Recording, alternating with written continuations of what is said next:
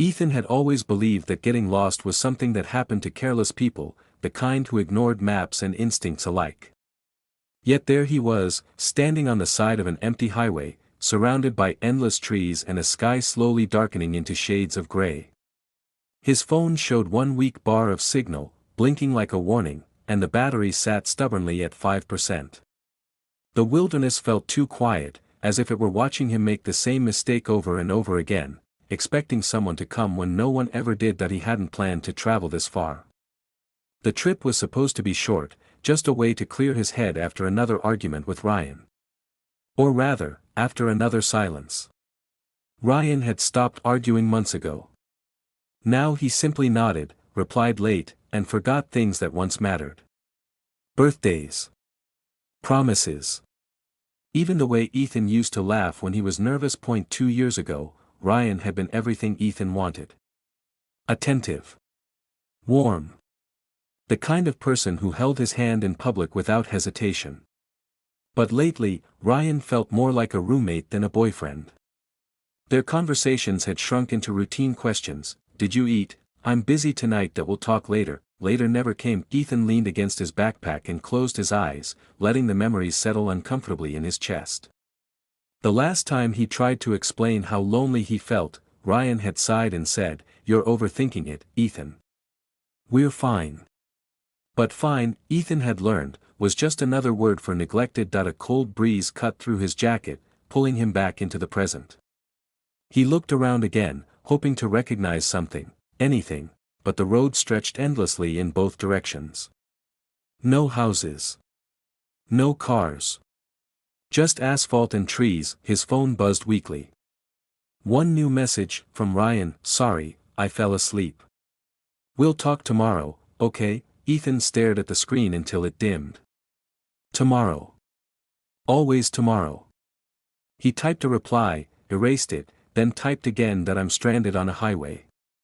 Phone's dying." The message failed to send. Ethan let out a slow breath, half laugh, half sigh.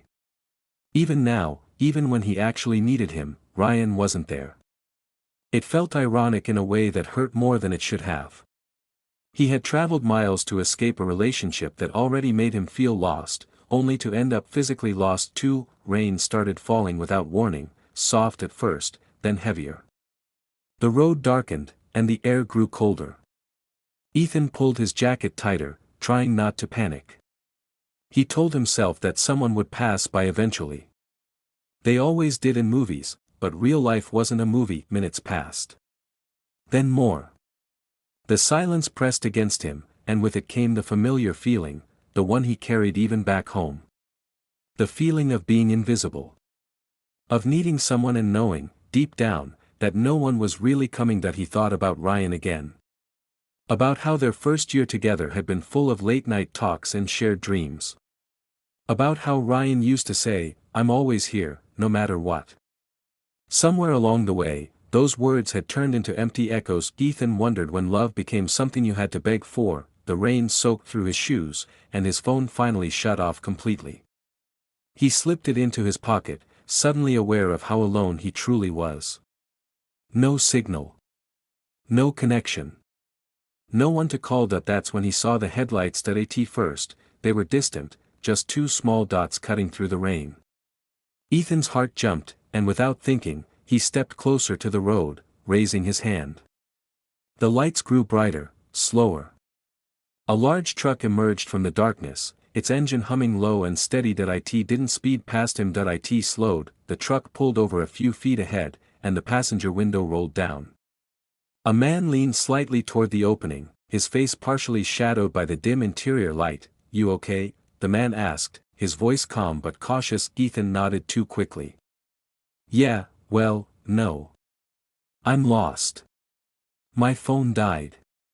The man studied him for a moment, not in a suspicious way, but in a thoughtful one, as if trying to decide something important.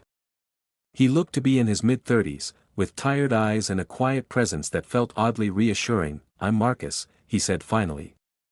"You shouldn't be out here in this weather. Hop in. I can at least get you somewhere safe." Ethan hesitated. Every warning he'd ever heard played in his head. Don't get into cars with strangers. Don't trust people too easily. But the rain, the cold, and the crushing loneliness pushed against his doubts. Some part of him wanted to be saved. Ethan, he replied, opening the door. As he climbed into the truck, warmth wrapped around him, both from the heater and from the simple fact that someone had stopped. Someone had noticed. The door closed behind him with a soft, final sound. Ethan didn't know it yet, but getting into that truck wasn't just about finding shelter. It was the moment everything he believed about love and loyalty was about to be tested. The truck smelled faintly of coffee and rain-soaked fabric, a mixture that felt strangely comforting.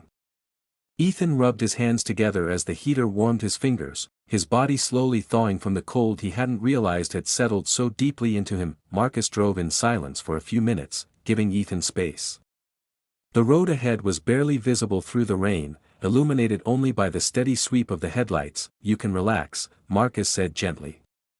There's a small town about 20 minutes from here. Motel, gas station, the basics. Ethan nodded, watching the trees blur past the window. I didn't think anyone would stop, he admitted. I was starting to think I'd made a huge mistake coming out here. Marcus glanced at him briefly. Running away or running toward something? Ethan smiled weakly. I'm not even sure anymore. That answer seemed to satisfy Marcus. He didn't press, but something about his quiet attention made Ethan want to fill the silence. It was the kind of silence that invited honesty rather than demanded it. I was supposed to clear my head, Ethan continued. My boyfriend and I, things haven't been great. Marcus's expression softened, though his eyes stayed on the road. How long have you been together? 2 years. It used to be easy. Now it feels like I'm talking to someone who's already gone. Marcus nodded slowly, as if he understood too well. Sometimes people don't leave. They just emotionally check out first. The words landed heavier than Ethan expected. He felt a knot tighten in his chest. That's exactly it. He's still there, physically. But I feel alone even when I'm sitting right next to him. Marcus finally looked at him, really looked at him. Not with pity, not with judgment. Just with quiet recognition. That kind of loneliness is worse than being single, Marcus said. At least when you're alone, you know where you stand. Ethan laughed softly, surprised at how true that felt. You're good at this. At what?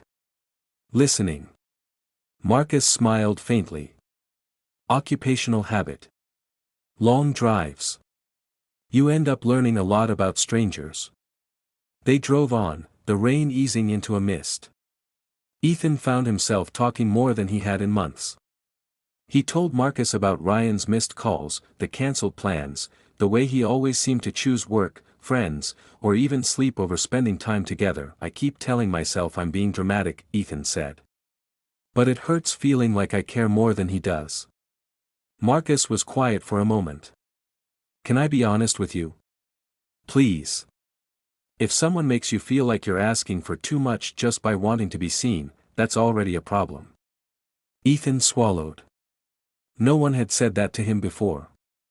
Not like that, and you? Ethan asked after a pause. What about you?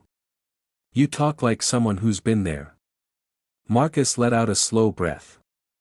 I was married once. Thought we had forever. Turns out forever only works if both people keep choosing it. I'm sorry, Ethan said instinctively. It's okay, Marcus replied. It's been a few years. I drive. I meet people. I don't stay long enough to get hurt again. Ethan felt a strange connection forming, the kind that didn't make sense but felt natural. Two strangers sharing pieces of themselves in the middle of nowhere, bonded by loneliness and long roads. The truck pulled into the small town just as the rain stopped completely. The motel's neon sign flickered weakly, casting pale light over the empty parking lot. I can drop you here, Marcus said, shifting into park. You'll be safe. You can charge your phone. Ethan hesitated, his hand resting on the door handle. The thought of being alone again suddenly felt heavier than the wilderness had. You mentioned a condition earlier, Ethan said carefully. When you offered me a ride. Marcus looked slightly surprised. I did. You said you could help me, but there was a condition. Marcus thought for a moment, then sighed quietly. I guess I meant. I didn't want to spend the night alone again. Just talking. No pressure. No expectations. I'm not looking for anything physical, if that's what you're worried about. Ethan searched his face, trying to understand his own reaction. Part of him knew he should say no. He had a boyfriend. He shouldn't even be considering this, but another part of him, the part that had felt invisible for months, was tired of choosing distance over connection. So you're just lonely? Ethan asked. Marcus nodded. Aren't we all, in some way? The silence between them felt different now.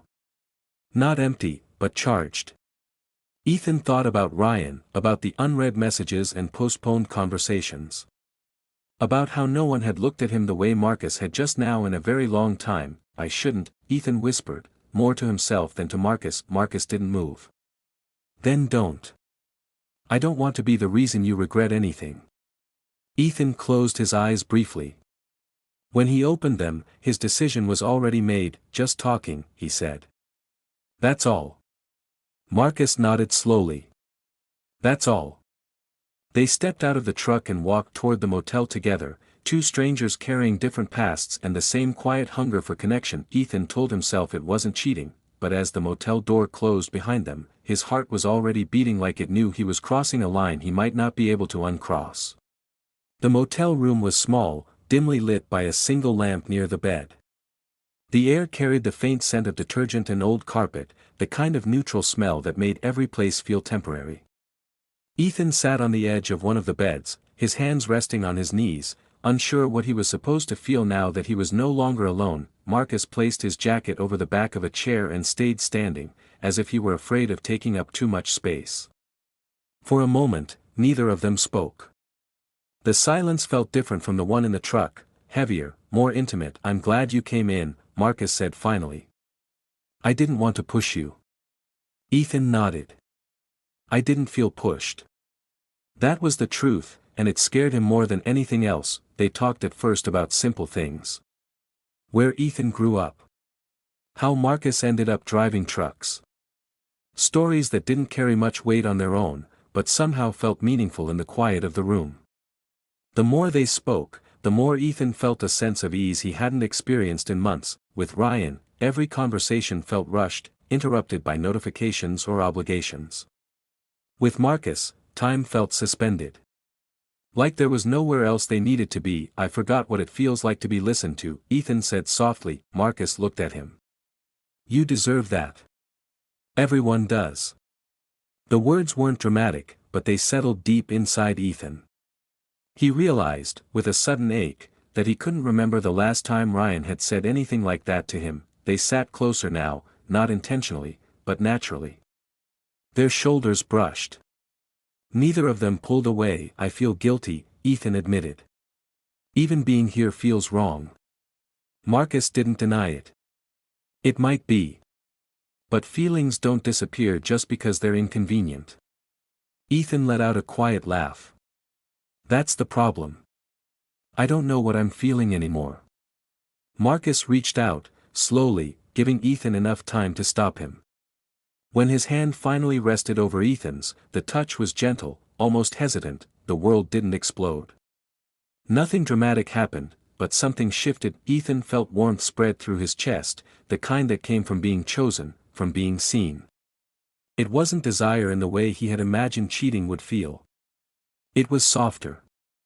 More dangerous. They stayed like that for a moment, hands intertwined, sharing a connection that neither of them named out loud. Then Ethan's pocket vibrated. The sound felt loud in the quiet room. He froze, his heart sinking before he even pulled out his phone. The battery had somehow come back to life after charging in the truck. One new message, from Ryan. That I've been thinking about what you said earlier.